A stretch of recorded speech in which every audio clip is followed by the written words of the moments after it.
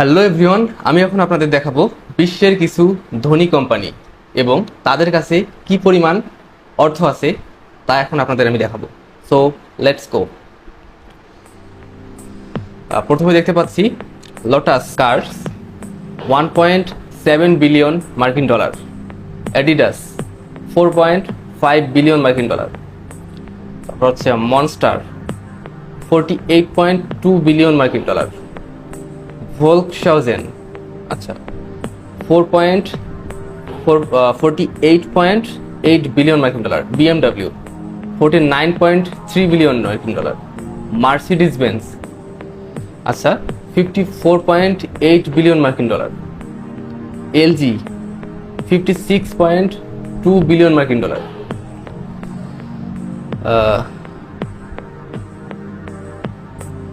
তারপর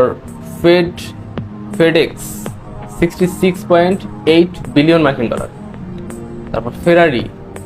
77.4 বিলিয়ন মার্কিন ডলার, তারপর এয়ারব্যান্ড আচ্ছা 82.5 বিলিয়ন মার্কিন ডলার, ইন্টেল 84.8 বিলিয়ন মার্কিন ডলার, পেপল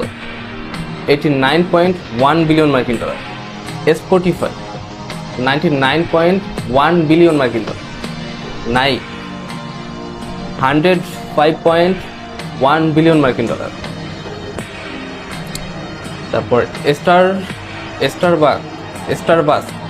আচ্ছা 107 বিলিয়ন মার্কিন ডলার, শাওমি 110 বিলিয়ন মার্কিন ডলার, সোনি 123